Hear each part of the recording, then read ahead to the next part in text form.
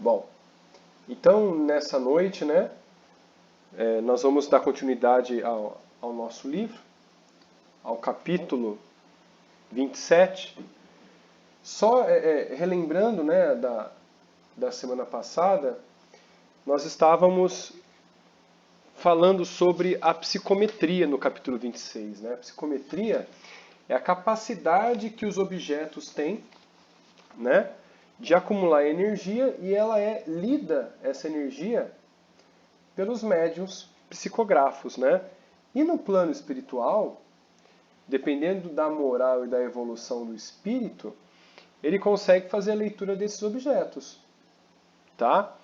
Então a gente viu lá, né, várias passagens sobre o relógio, que a família tanto lembrava dele no relógio antigo, né, de 1700, o relógio antigo onde a família rememorava sempre a imagem do relógio como um vínculo familiar de grande efetividade. Então ficou marcado. Né? E outro exemplo lá que foi dado, daquela moça que estava junto ao espelho. Né? Então ela ficou junto ao espelho porque foi prometido, o noivo dela, que voltou para Portugal, foi prometido que ela guardasse o espelho para que ele voltasse. E ele não voltou mais. Né? Aí teve toda a explicação do Aulus para o André Luiz, né? De que possivelmente o casal passaria por ali de novo, né? Próximo do espelho, e ela seria atraída através de um parentesco familiar com eles, naturalmente uma filha, né? Que sairia dentro do seio familiar. Né? E hoje, né, no capítulo 27, nós entramos em mediunidade transviada. E o que foi colocado, né, no grupo hoje, né, mais cedo, o porquê que Moisés proibiu as comunicações entre os espíritos na peregrinação do deserto, os 40 anos do deserto. Né? Moisés proibiu qualquer comunicação e qualquer, vamos falar assim, troca com os espíritos. Mas por que Moisés fez isso sabendo, né? Moisés, um espírito tão evoluído assim, que tirou o seu povo do Egito, né? E levou para o deserto, passando 40 anos para poder doutrinar o povo tão selvagem ali, cheios de quedas morais, né? Para poder preparar aquelas famílias para um novo entendimento do Evangelho. Eu acredito que preparando ali principalmente, né, os 7 príncipes, como foi falado, né, os 7 príncipes seriam preparados, seriam espiados para que pudessem receber mais adiante uma dádiva. E a gente pega ali os 7 apóstolos de Jesus, né? Então, possivelmente na reencarnação anterior dos 7 apóstolos, estavam com Moisés, recebendo as instruções e espiando no deserto as melhores condições mentais para poder acompanhar Jesus em sua peregrinação na matéria. Tá? Tem uma palestra muito interessante, né, que eu acabei fazendo sobre Moisés no deserto, que eu comento um pouco sobre isso. Tá? Então, vamos chegar ao capítulo 27 ali, mediunidade transviada. Tá bom? Então começa assim, ó. O grupo se dirige para uma sala estreita de um círculo de pessoas em oração. Várias entidades estavam junto ao meio de encarnados e apenas Cássio pareceu ter superioridade moral, no qual Aulus se aproximou. Então, olha só, no meio daquela sala, só um com uma superioridade moral. E Aulus, como um espírito de envergadura maior, né, conseguiu se aproximar dele. Tá? Notava-se a solidão espiritual, pois todos não percebiam a presença, não recolhendo seus pensamentos. Bom, vamos lá. Atração por afinidade. Né? Como que um espírito de baixa densidade não consegue perceber os espíritos com uma evolução moral muito grande? Né? Porque as vibrações, elas têm frequências diferentes. Então, as energias vibram de formas diferentes. Então, eu costumo dizer o seguinte, né? Comparando assim, quando a gente observa a água, é o mesmo elemento. Quando você observa ela no estado sólido, de gelo, no estado líquido, que a gente bebe, né? Utiliza ela no nosso dia a dia, e no estado de vapor. É a mesma molécula de água. Nós, comparando com a água, nós temos a essência divina, que é a mesma. Encarnados, ou de baixo padrão vibratório desencarnado, de padrão vibratório atual e de elevado padrão vibratório. Nós temos a mesma essência divina. Então, assim como a gente consegue enxergar o gelo, consegue enxergar a água, nós não temos a mesma vibração que a água no estado gasoso para enxergar ela. Olha que interessante. Porque nos três estados, a água vibra em frequência diferente. No estado sólido, ela mal se mexe. No estado líquido, ela se mexe um pouquinho. No estado gasoso, ela se mexe muito. Então você não consegue ver pela distância onde as moléculas estão. A gente não enxerga a olho nu. Nós precisamos de um feixe de luz passando naquela quantidade de umidade muito grande, né, de algum equipamento para poder aumentar a nossa visão sobre a umidade da água, a umidade do ar, desculpa. Então, os espíritos são a mesma coisa. Nós, quanto densidade muito grossa em matéria, como o gelo, nós não conseguimos observar o vapor, que são os espíritos desencarnados. E assim no plano espiritual, a mesma funcionalidade. Ou seja, os espíritos densos não conseguem enxergar os espíritos de alto padrão vibratório. Olha que interessante. Então, por isso que naquela sala, nenhum desencarnado notou a equipe que estava o Aulus, André Luiz e Hilário. Olha que interessante. Tá? E aí Aulus informa, né? Por enquanto, nenhum progresso, mesmo com reiterados apelos de renovação. Então nós recebemos mensagens de renovações constantemente se não estamos, quer dizer, recebemos constantemente, mas essas mensagens e apelos eles são muito mais incisivas quando não estamos no caminho reto. Quando estamos pensando besteira, pronto a nos sabotar. A gente tem mensagens, existem situações e fatos que acontecem para nos atrapalhar, para não ter aquele intento que faria mal para a gente, inclusive para a nossa reencarnação, muitas vezes. Tá?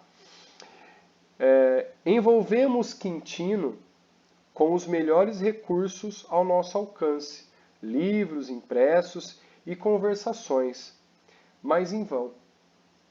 Ele ainda não entendeu as duras responsabilidades que assume sustentando esse grupo. Sustentando o grupo. Não é não é espiritualidade, é o grupo da casa. Olha a gravidade da coisa, né? Aulus reconforta o amigo com um gesto silencioso, nos convidando a observar. A sala era revestida de fluidos desagradáveis e densos. 2 médiuns davam passagens a entidades que buscavam serviços menos edificantes. Boa noite, Giane, tudo bem? Bem-vinda. Então, olha só. Então, imagina o ambiente onde eles estavam. Agora, essa comparação da densidade fluídica comparada com a água fica mais clara. Se as entidades não têm padrão vibratório, olha como era a sala onde eles estavam. Fluidos densos, né? Como ele colocou aqui, ó, desagradáveis. Fluidos densos e desagradáveis, tá? Entidades diversas com as mesmas características os observavam. A psicofonia era geral. Os sensitivos desdobrados se alimentavam de emanações características do ambiente. Olha só. Então surgiam energias dos médiuns e daqueles desencarnados e outros estavam ali aproveitando vamos colocar assim, esse equívoco. Tá? Raimundo, trabalhador, observado pelo diretor da casa, conversava com uma senhora leviana que inspirava piedade. Olha só. Leviana seria com intenções, né, não muito dignas. Fala, Beto, fica à vontade. Flávio, eu não entendi essa parte que ele fala do sensitivo desdobrados. Era pessoas encarnadas que Eram desdobravam? médiuns, os médiuns que estavam naquela sala.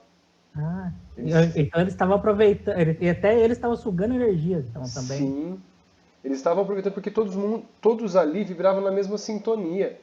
Por isso que o Aulus lamentou, e inclusive cadê aqui o nome do senhor ali que estava lá, o desencarnado? Quintino. Oi? Ah, não. O Cássio. O cara. Cássio. O Cássio estava junto ali e o Cássio passava para Quintino, que era o diretor da reunião, as melhores mensagens para que ele deixasse aquele grupo ali que não estava legal. As intenções de todos não eram intenções edificantes. A gente vai ver aqui na conversa das pessoas que visitavam lá com os espíritos. Né? Então os médiuns estavam dando passagem a entidades e as entidades ouviam as pessoas encarnadas que iam lá e olha os que eles pediam. Por isso que Moisés proibiu o intercâmbio espiritual com o grupo que peregrinava ao deserto. Olha só. Raimundo, observado pelo diretor da casa, conversava com uma senhora leviana que inspirava piedade. Olha só, a senhora dizia credora, injustiçada pelo dinheiro que dava à casa, cobrava o auxílio pedido. Ou seja, ela doava em troca de ajuda. Não simplesmente era doação, era uma troca, era uma barganha. E a entidade pediu que a aguardasse, que eles estavam trabalhando em seu benefício. Né? Aí a senhora continua, né? Ela obrigava a entidade a ter ações junto ao diretor para influenciar as pessoas em processo. Olha só.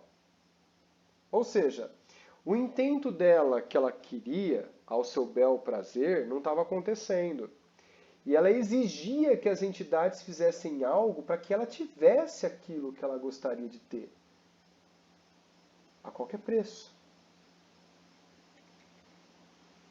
A entidade tenta acalmar a senhora, mas ela é incisiva e cobra atenção ao seu caso. Olha só, dizendo que ele não estava dando a atenção que ela merecia. Outra matrona cochichava com Teotônio sobre a demora na decisão de contratar em emprego prometido. Olha isso. A pessoa foi até a casa conversar com as entidades para pedir emprego. E a entidade estava lá tentando ajudar para receber um emprego. A entidade retruca. O que quer que eu faça? Olha só. E a senhora comenta, né? Exige que influencie as pessoas daquele emprego para contratar ela. Olha que interessante. Né? Outra senhora solicitava a Raimundo que interfira na decisão da filha em casar com um rapaz que não é muito digno. Olha só. E esse rapaz perseguia a família. E a não aceitação do pai, né, causava revolta na garota. Pedia que afastasse o homem de sua filha. E ainda ela explica, a situação da nossa família não é muito boa não, nós precisamos de dinheiro. Olha só, ela pediu até para afastar o abutre da filha dela.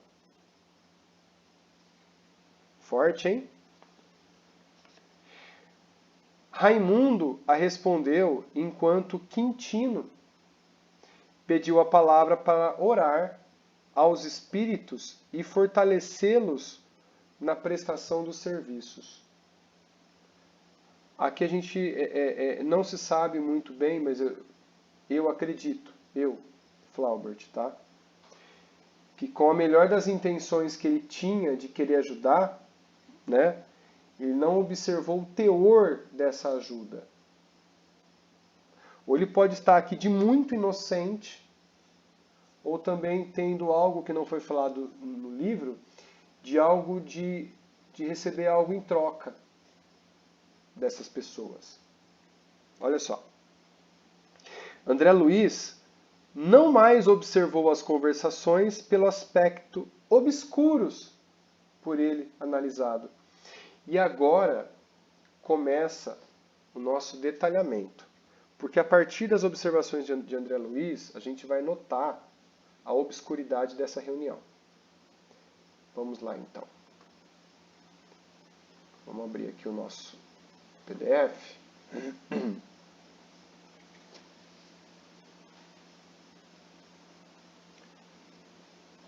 Pronto, todos estão enxergando? Tudo bem? Então vamos seguir. Em aflitivas circunstâncias, vira obsidiados e entidades endurecidas no mal, através de tremendos conflitos. Contudo, nenhum lugar sentia tanta compaixão como ali. Vendo pessoas sadias e lúcidas a interpretarem o intercâmbio com o mundo espiritual como um sistema de criminosa exploração com alicerces no menor esforço. Esse é o pensamento de André Luiz, tá? Analisando a situação que ele está enxergando ali, né? Aqueles homens e mulheres que se congregavam no recinto com intenções tão estranhas teriam coragem de pedir a companheiros encarnados os serviços que reclamavam dos espíritos. Olha a indignação dele, né? Não estariam ultrajando a oração e a mediunidade para fugir aos problemas que lhes dizem respeito? A gente sempre luta, né? Sempre comenta palestras e ouve diversas palestras da reforma íntima, que é um esforço próprio, né? Palestras das mais simples possíveis, todas elas têm a mensagem do esforço, do trabalho intenso e interno para a nossa melhora, né? Olha só. Não dispunham acaso de veneráveis conhecimentos para mobilizar o cérebro, a língua, os olhos, os ouvidos, as mãos e os pés no aprendizado enobrecedor? Que faziam da fé? Seria justo que o trabalhador relegasse a outros a enxada que lhe cabia suportar e mover na gleba do mundo? Ou seja, ele vai transmitir para outro o trabalho que ele precisa fazer. Olha como é forte, né? Aulus registrou-me as reflexões amargas, porque generoso deu-me pressa em reconfortar-me. Um estudo atual de mediunidade, mesmo rápido quanto ao nosso, não seria completo se não perquiríssemos a região do psiquismo transviado, onde espíritos preguiçosos, encarnados e desencarnados, respiram em regime de vampirização recíproca. Aliás, constituem produto natural da ignorância viciosa em todos os templos da humanidade. Abusam da oração tanto quanto menoscabam as possibilidades e oportunidades de trabalho digno, porquanto espreitam facilidades e vantagens efêmeras para se acomodarem com a indolência em que se lhes cristalizam os caprichos infantis. Quando ele fala caprichos infantis, é a evolução moral. A gente muitas vezes dá risada, né, da inocência de uma criança. Um pouco tempo atrás, em viagem com a minha família, nós estávamos próximo de uma piscina ali, né? E o pessoal estava saindo de roupão, né, da piscina. Alguns, não todos, né? Alguns já vestidos, outros só com aquela roupa, né, que sai como se fosse um nadador que sai da raia da piscina, coloca o roupão e já vai para o vestiário, né? Mas o moço, né, o jovem senhor ali, vestiu o roupão e estava andando pela rua. Minha filha olhou e falou assim: olha, papai, Jesus, fazendo menção às imagens de Jesus vestindo a túnica branca, né? E a gente dando risada da inocência dela, ou seja, a imaturidade e a infantilidade, mas inocente dela. E é o que o Aulo está comparando aqui, ó, né? O progresso moral através da infantilidade das pessoas que estão ali nesse trabalho mediúnico, né? Fala, Giane, não vai rir de mim, hein? Não, eu não estou rindo, não. É porque quando os espíritos falam, os espíritos superiores, né, falam assim, aí eles se referindo a caprichos infantis, eu acho assim, de uma misericórdia tão grande que eles têm para conosco. Sim. Porque eu acho que a gente, adulto, com tantas informações, com tanto livro, você dentro da doutrina, tendo chamamento, tendo aprendizado todos os dias, ainda ter esse tipo de comportamento, não é infantilidade.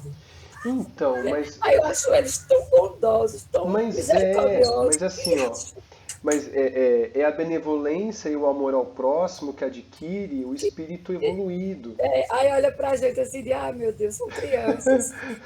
Então, agora... Igual Jesus lá, Senhor, perdoa, eles não sabem. Então, agora assim, imagine a grandeza deles em olhar todas as faces criminosas das pessoas, né? E observar, nossa, um dia ele vai melhorar. Porque sabe que um dia a hora vai chegar para o melhoramento moral, mas que agora não é a hora. Entende? Deixa eu dizer uma coisa. O centro que eu frequento, eles têm um trabalho com gestantes. Aí a menina que coordena estava ficando sozinha. Eu disse, gente, eu estou precisando de ajuda para trabalhar com as gestantes. Giane, vem comigo. Aí eu fiz, eita. Aí fiquei pensando, eu e minha consciência, isso vai dar certo, Giane? Tu sabe que tu não vai fazer isso. Porque eu julgo, sabe? Eu sou muito julgadora. Aí eu chamei as duas coordenadoras e me sentei sozinha. É o seguinte, eu não presto para fazer esse serviço, não, porque eu julgo. Eu não quero. E eu sei que eu não devo julgar. Eu devo fazer a caridade, só fazer. Sem julgar, sem procurar saber. Mas eu fico olhando e fico me julgando. Aí eu fiquei me julgando porque eu estava julgando. Uma oportunidade do exercício, Giane. Venha e vamos devagarzinho, você vê, se você consegue. Mas, gente, aí eu fico olhando aquelas meninas, vocês é bem uma comunidade pequena. Aí eu fico olhando, aí elas vêm para a reunião para receber esses enxovais. São meninas novas, de 15 anos, 16 anos, 17. Fazem nada na vida. É um palmo de short, um palmo de blusa com a barriga de fora. Sabe? Aí tudo com o celular desse tamanho. Eu não fico julgando, eu fico. Não tem como, eu disse, meu Deus do céu. Aí depois eu fico assim, na espiritualidade deve estar olhando para mim e dizer assim, meu Deus, Giane, aprende. É isso aí. Mas ela vai aprender, ela é uma criança. Calma, mas assim, não tanto você quanto eles também, né? Para ver como é difícil a gente saber que tem um defeito e que você não vai conseguir lidar com isso. A oportunidade que vem para nós é sempre a oportunidade certa, né? Mas nem sempre a gente... mas ela vem onde a gente precisa, às vezes, mexer. Mas você sabe que assim, Emmanuel, na carta aos médiuns, né? na mensagem aos médios, eu sempre ouço antes de todo o trabalho de palestra, eu sempre ouço mensagem aos médios de Emmanuel, né? Hum, E lá diz que todo labor, mesmo que a gente chama dos problemas das nossas quedas, que atraem pessoas para essas quedas morais, essas pessoas se aproveitam para, vamos falar assim, para a gente poder ajudar elas também, sabe? e como é que eu vou aprender a não julgar se não for trabalhar? Está aí um exercício, No exercício. é um exercício. Então, assim, constantemente a gente vai ser procurado para que a gente exercite e a pessoa precisa da nossa intervenção. Isso. Mas por isso que eu fiquei. Aí eu fico dizendo como é que a espiritualidade, os mentores desse trabalho, olham para mim. Nesse caso, assim, ela é uma criança. Tá no Mas assim, ó, orai e vigiai. Porque sempre. de repente uma palavra que você diz ali você pode mudar a vida de alguém, Ah, né? mas eu fico muito alerta, porque como a gente sabe que tem, eu sei que eu tenho esse defeito, eu tenho que aparar essa aresta, então, assim, eu tenho muita cautela, muito cuidado. Sim, Embora eu não expresse na fala e fique só no meu pensamento, é. né? Mas o cuidado, reconhecer a falha, eu já reconheço, ter o cuidado, né, na fala, então já é um passo dado. Mas é um exercício constante, né? É, A gente para e pensa, mas constantemente a gente está sendo provado em todos os âmbitos. E assim, e não é porque a gente estuda que a gente não vai cair, não, viu? A gente está tá sendo mais provado que, né? Porque assim, a mais será pedido a quem muito foi dado. Então, se a gente está estudando bastante, imagina o que está pintando por aí. Você entendeu? Para a gente poder fazer bom uso desses estudos, não é verdade? com certeza, e eu estou sendo preparada para alguma coisa que eu não sei ainda o que é, mas que está próximo de chegar. Eu já, Eita, eu já recebi esse recado. eita, Olha a eita. responsabilidade. Muito lhe foi dado e muito lhe será cobrado. De repente ela vai vir para São Paulo, né, Beto? Ah, acho que não. Estamos de portas abertas. Sim, estamos sim. Obrigada, assim mesmo. Bom, vamos continuar então, vamos prosseguir, ó. E aí continua assim, ó. Mas prosseguirão assim indefinidamente? Perguntou André Luiz, né? André, sua dúvida está fora de propósito. Você possui bastante experiência para saber que a dor é o grande ministro da justiça divina. A dor. E é isso que a gente tem que pautar dentro das casas espíritas, que a dor, ela é uma professora, é um professor para a gente tentando ensinar alguma coisa. E que se a gente olhar essa dor de uma forma diferente, a dor vai doer de forma muito menor. Mas a gente tem que, vamos falar assim, saber sentir essa dor e raciocinar sobre esse aprendizado, para poder ter um entendimento. Porque se não for ferido no nosso ego, não adianta, nós já vimos isso em estudo, né? E aí ele continua. Vivemos a nossa grande batalha de evolução, olha lá. Quem foge ao trabalho sacrificial da frente encontra a dor pela retaguarda. O espírito que confiar-se à inação, mobilizando delituosamente a vontade, contudo, lá vem um dia a tormenta, compelindo-o a agitar-se e mover-se para entender os impositivos do progresso com mais segurança. Não adianta fugir da eternidade, porque o tempo, benfeitor do trabalho, é também o verdugo da inércia. Nós temos três leis aqui da física: a inércia, a aceleração e a reação. Nós temos. E eu considero as três leis como as três leis para a gente atingir a moralidade superior. Porque se você tem a inércia, logo você vai ser acelerado. Porque vem alguma coisa ali para te tirar dessa inércia. A inércia seria você se deixar levar sem fazer nenhum esforço. estabilizar. De repente vem um chacoalhão para a gente poder acelerar esse processo todo. E a lei da ação e reação, que a gente sabe muito bem, né? Há uma ação prejudicial, você recebe uma reação extremamente prejudicial também. Do contrário, também é fato, tá? Lucas, fica à vontade.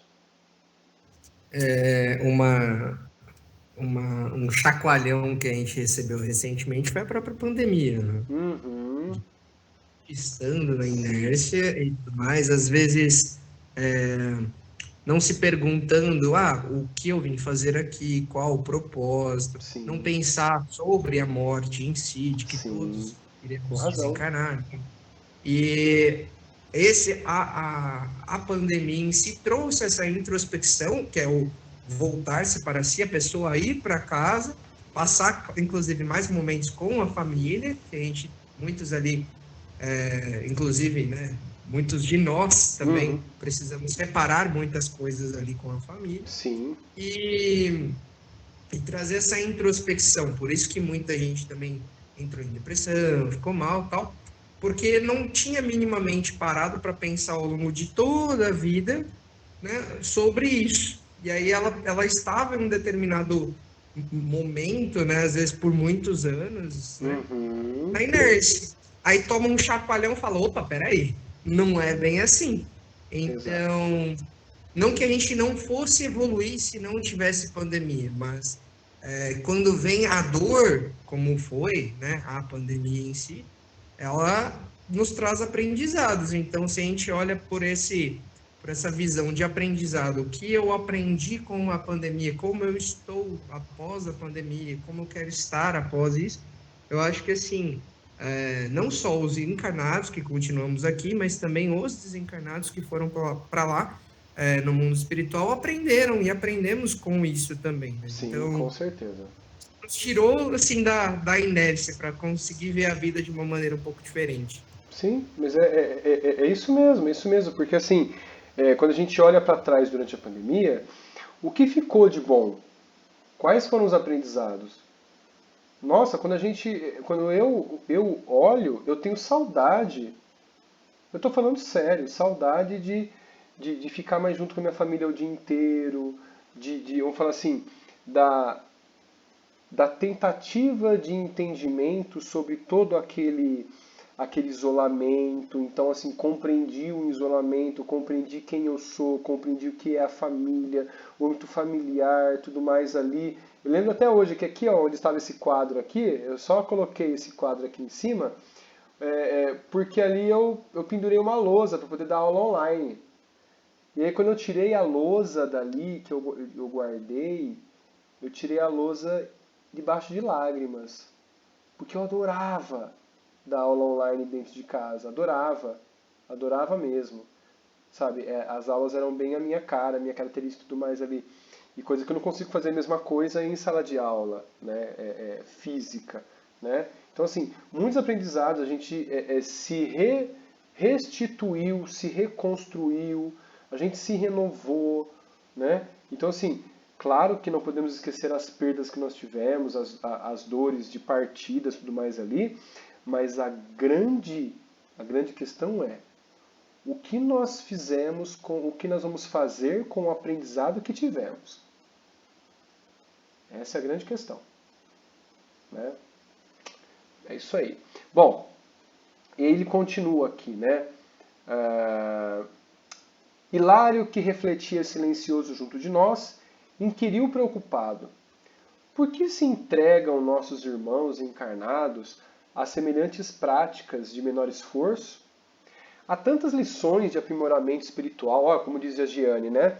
Há tantos apelos à dignificação da mediunidade nas linhas doutrinárias do Espiritismo.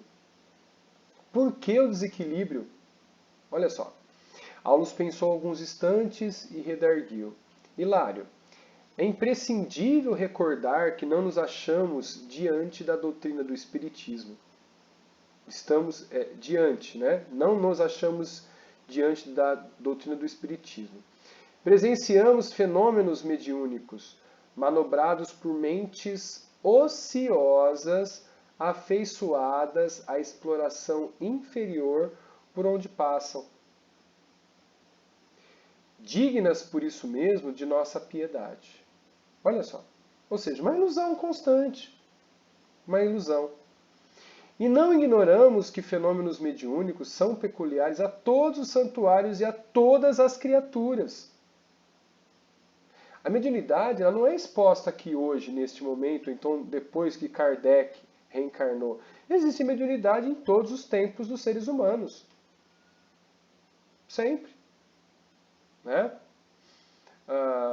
Quanto à preferência de nossos amigos pela convivência com os desencarnados ainda imensamente presos ao campo sensorial da vida física, incapazes ainda de mais ampla visão das realidades do espírito, isso é compreensível na Terra.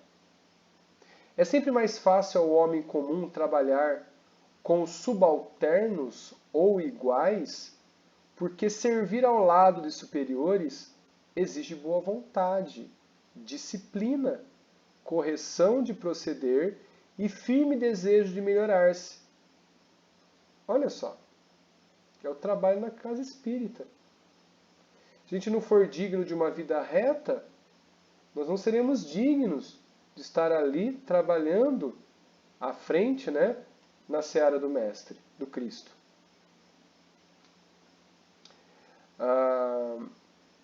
Sabemos que a morte não é um milagre. Cada qual desperta depois do túmulo na posição espiritual que procurou para si. Ora, o homem vulgar sente-se mais solto junto das entidades que lhe lisonjeiam as paixões que já aprenderam, estimulando-lhes os apetites, de vez que todos somos constrangidos a educar-nos na vizinhança de companheiros evoluídos, que já aprenderam a sublimar os próprios impulsos, consagrando-se à lavoura incessante do bem. Nós temos diversos aí que a gente tem contato direto e indireto, que são pessoas extremamente evoluídas, né? Mas não será isso um abuso do homem encarnado? Não será crime parasitar os desencarnados de condição inferior? Indagou Hilário.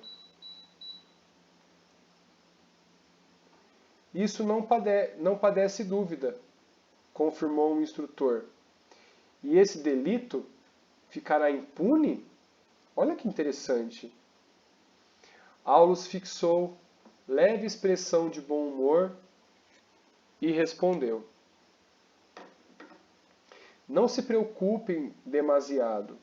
Quando o erro procede da ignorância bem intencionada, a lei prevê recursos indispensáveis ao esclarecimento, justo no espaço e no tempo. Porquanto a genuína caridade, sob qualquer título, é sempre venerável. Entretanto, se o abuso é deliberado, não faltará corrigenda. Olha só. Então, por isso que eu comentei no começo assim, ó, o livro não traz realmente o sentido do diretor dessa reunião. Se ele tem uma segunda intenção, ou se está tentando ajudar de qualquer forma, está sendo iludido ali. Ou ele está caindo na própria ilusão, ou na mistificação. Olha só. Tá? Vagueou o olhar sobre o diretor da Assembleia e sobre os medianeiros que incorporavam os comunicantes e acrescentou: Teotônio e Raimundo, tanto quanto alguns outros desencarnados na posição deles, e que aqui se aglomeram, realmente são mais vampirizados que vampirizadores. Olha isso. Os espíritos,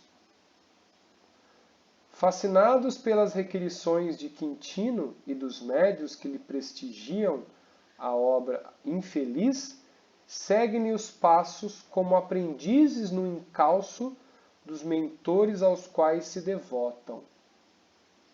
Na hipótese de não se ajustarem no bem, tão logo se desencarnem o dirigente deste grupo e os instrumentos medianímicos que lhes copiam as atitudes, serão eles surpreendidos pelas entidades que escravizaram, a lhes reclamarem orientação e socorro. E muito provavelmente, mais tarde, no grande porvir, quando responsáveis e vítimas estiverem reunidos no Instituto da Consanguinidade Terrestre, na condição de pais e filhos, acertando contas e recompondo atitudes, alcançarão pleno equilíbrio nos débitos em que se emaranharam. Olha que interessante. Então, vampiros e vampirizadores, as pessoas que tiveram essa afeição e essa ilusão, podem se reencontrar como família para um reajuste de equilíbrio moral. Olha que interessante, né? Ante a nossa admiração silenciosa, o assistente concluiu: cada serviço nobre recebe o salário que lhe diz respeito, e cada aventura menos digna tem o preço que lhe corresponde. Essa frase é muito forte. Então, muitas vezes a gente é convidado ali, né, a aceitar certas condições de vida que as nossas escolhas não muito boas no passado acabaram acontecendo. Por nosso próprio trabalho, para que aquilo pudesse acontecer de uma segunda intenção, de algo menos digno que a gente podia ter deslizado, e a corrigenda vem, né? Logo após Aulus concitou-nos a partir, o ambiente não encorajava maior estudo e já havíamos assimilado a lição que ali poderíamos receber. Findou capítulo 27. Giane, fique à vontade. Ligar o microfone. Isso. Não, a mãozinha estava levantada, mas era antes, mas eu vou te falar. Ai, desculpa. Sobre não tem problema não. Sobre a reflexão que Lucas, né, falou sobre a pandemia. Isso. Né? Isso tudo que a gente pensou. No último congresso que eu fui agora em Recife, teve uma palestrante de Minas Gerais, eu não recordo o nome agora, que eu sou péssima com o nome. E ela trouxe uma reflexão, disse assim, por que eu fui poupado? Tantas pessoas no mundo inteiro partiram, e por que eu fui poupada? Eu poderia ter partido. Né? Você foi poupado por quê? Para quê? Que propósito? A gente sabe que as coisas não é por acaso. Isso é uma reflexão a mais que a gente traz, principalmente a gente que é espírita. Porque eu tive Covid, minha família toda teve, nós todos ficamos dentro de casa, trancados, pegamos um almoço de domingo, a minha família inteira. E graças a Deus todo mundo foi leve. Meu marido é hipertenso, minha irmã é diabética, e todo mundo foi poupado. Enquanto tantas famílias, né, se separaram dos seus queridos. Então, ainda traz essa reflexão a mais. A gente, como na condição de espírita, sabe que esse momento é um momento de transição. Que há muito trabalho a ser feito. Demais. E que a espiritualidade precisa da nossa ajuda. Então, por que eu fui poupado? Um propósito tem. Sim. O que é que eu tenho que fazer? Como é que eu tenho que ajudar? Onde vai ser? Né? Então, é uma reflexão a mais. Isso. E sabe que assim, de início, né, da pandemia, quando começou a pandemia,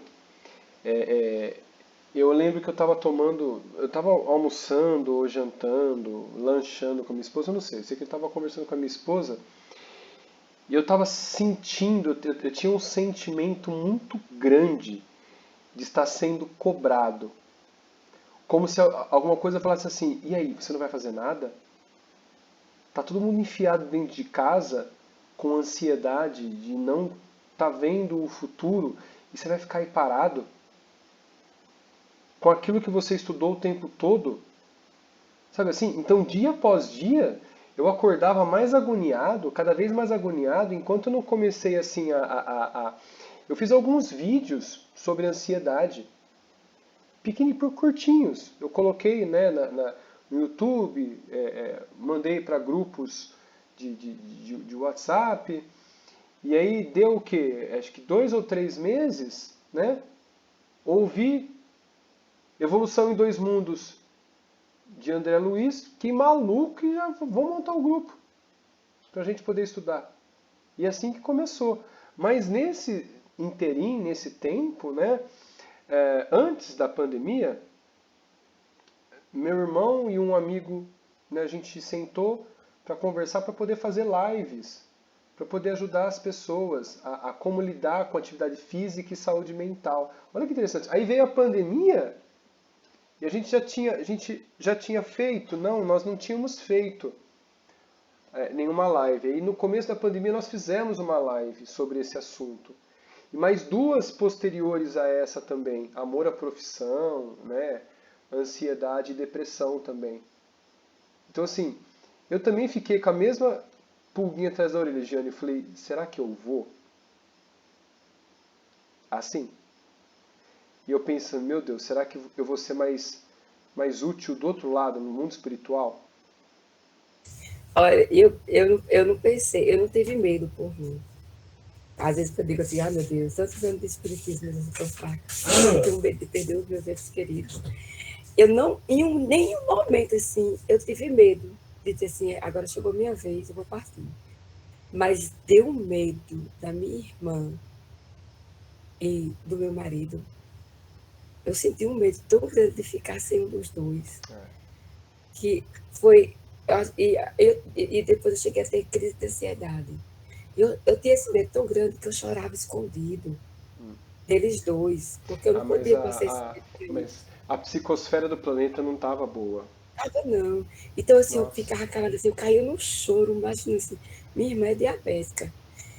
Se ela morrer, pronto, se ela desencarnar, eu entrava no desespero. Aí quando eu pensava no meu esposo, porque ele já tem idade, ele é bem mais velho do que eu, assim. E eu fazia, meu Deus do céu, eu vou ficar sem minha vida, que eu chamo ele de vida. Eu ficar sem minha vida. Aí eu me trancava no banheiro, assim, chorava com desespero. Mas graças a Deus, ninguém. Graças a Deus.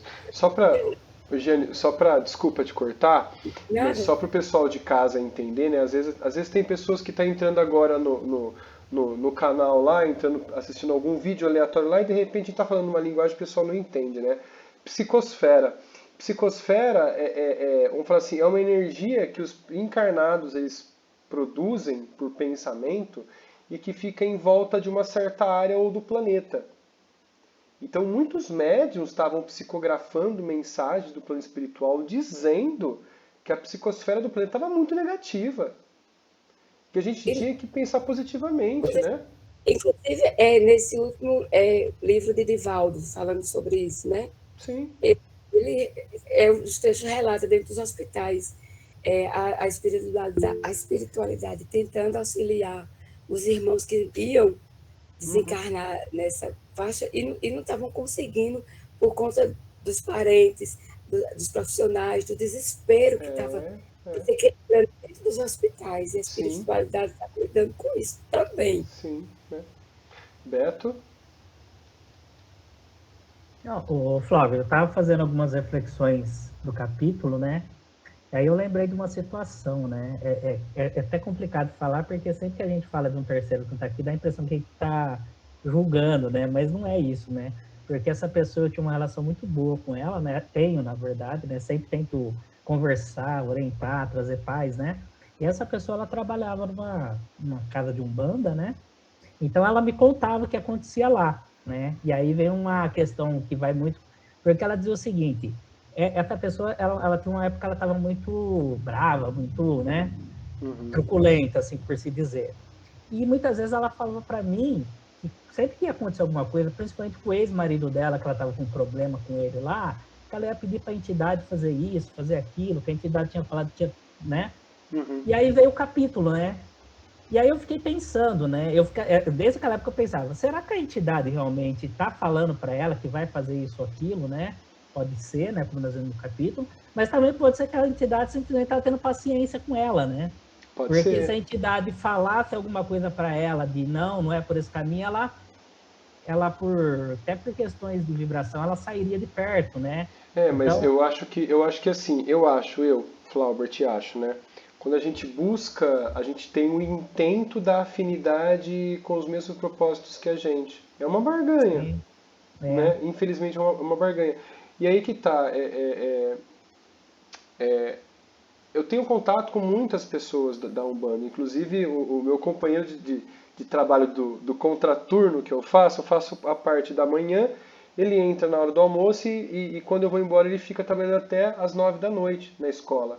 Na mesma mesa que a gente trabalha, então a gente é coordenador junto, ele da parte da noite e eu da parte da manhã. E ele é pai de santo.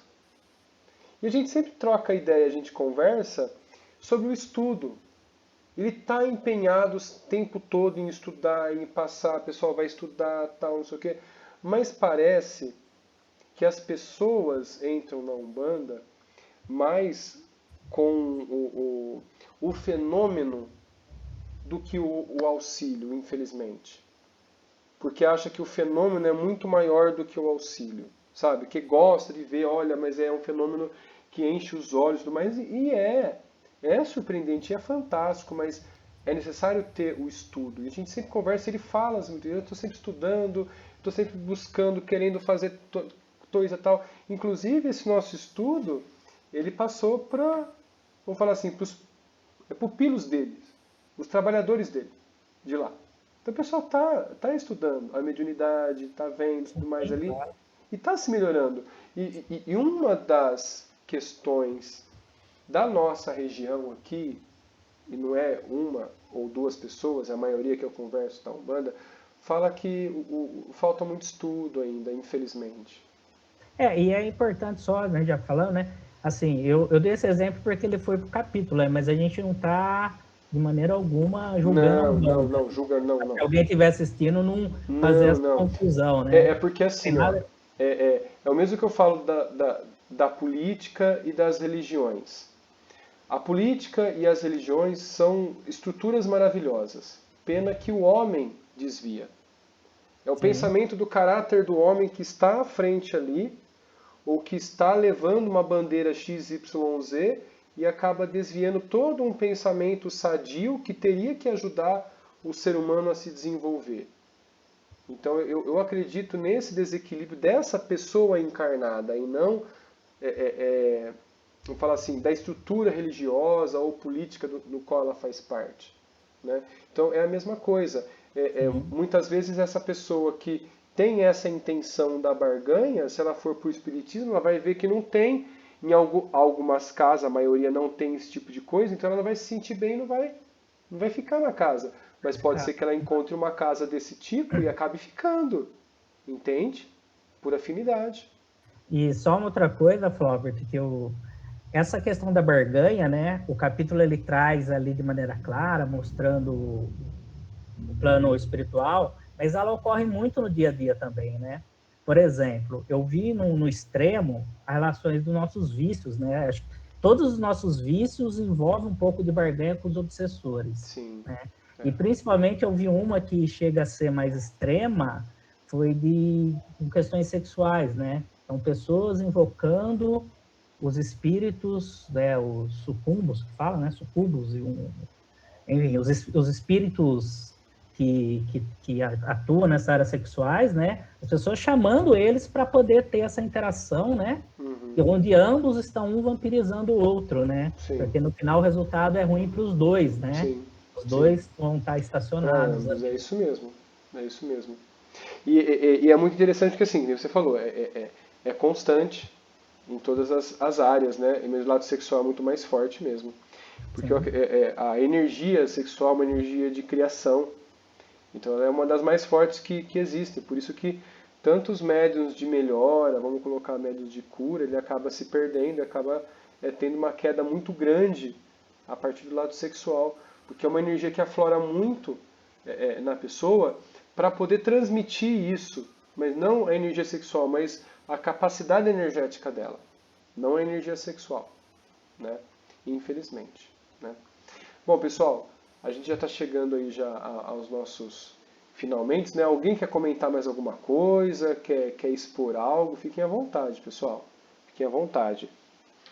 E quem não conseguiu ali, corre lá pegar o copo de água lá para a gente poder fluidificar, né? Para passar para os nossos familiares aí. Eu acho que eu vou deixar a oração para a gente gravar, para as pessoas que quiserem fluidificar a água também, terem a mesma mentalidade, né? O mesmo pensamento direcionado, para que essa egrégora que vai se formar aqui da nossa oração, desse momento que está sendo tão maravilhoso, também possa se transferir para ela.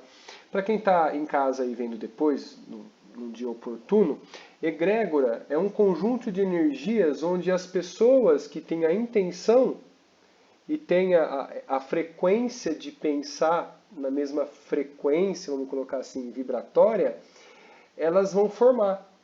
Então, por exemplo, a gente entra numa igreja, né, em qualquer templo religioso, ali se forma uma egrégora, onde você tem orações direcionadas a uma certa questão. Em centros espíritas, na sala de passe, né, de repente num cantinho da casa que as pessoas fazem oração. Né, por exemplo, minha mãe lá tem um cantinho, né, de orações que ela tem diversas imagens de santos. Né. Eu tenho o meu cantinho também de estudo e eu percebo que ali tem uma egrégora de estudo muito forte, onde eu só estudo naquele cantinho ali. Então fica uma energia de estudo ali e vamos falar assim, de tentativa de inspirar melhores compreensões sobre os estudos. Isso é muito bom. Tá? Então, todos estão prontos? Então vamos fazer o fechamento já pedindo a fluidificação da água. Então aqui eu vou deixar a água da família e a minha. Tá? Então vamos pedir nesse momento a Deus nosso Pai, a Jesus nosso Mestre, agradecendo a colaboração dos nossos mentores espirituais deste grupo, os nossos irmãos que possibilitam o melhor entendimento, a melhor compreensão, e que a nossa energia que comunga um com o outro, que se configura neste momento, esse aprendizado, que possa ser utilizada pelos nossos mentores, nossos anjos guardiões, os nossos orientadores, que possam sim fluidificar a água presente e que essa água possa ter o magnetismo da melhora, do equilíbrio e da reestruturação de todos os chakras do nosso corpo. Que essa água possa trazer benesses a quem os toma e também possa auxiliar na medida que necessário para o aprendizado do espírito, a melhora de cada corpo. Pedimos assim ao Pai a bênção também a todos os presentes, aqueles que nos acompanham e a todos os nossos familiares, que essa energia de fraternidade e de amor possa se estender para todos os nossos passos e caminhos e que elas possam também beneficiar todos aqueles que passam por nós, que nós possamos auxiliar através de um sorriso, através de uma palavra, através de uma escuta, que possamos ser ouvintes apenas desses nossos irmãos que necessitam de um carinho, de um afago ou simplesmente de compreensão. Que possamos ser instrumentos do trabalho de Cristo e não simplesmente aqueles que irão fazer com orgulho e com más pretensões. Que possamos ser instrumentos de aprendizado e também possamos auxiliar na medida também das nossas capacidades. Assim seja. Pai nosso, que estais no céu, santificado seja o vosso nome, venha a nós o vosso reino, seja feita a vossa vontade, assim na terra como no céu. Que o pão nosso de cada dia, que nos traz hoje, perdoa, Pai, as nossas ofensas, na medida que também necessitamos perdoar aqueles nossos irmãos que nos ofenderam. E não nos deixes cair, ó Pai, em tentação, e livra-nos de todos os males, aqueles que afetam o corpo, o espírito e a mente. Assim seja. Então ficamos aqui No próximo capítulo, nós nos vemos no capítulo 28. É isso. Então, para quem está em casa aí, até o próximo encontro, a gente se vê.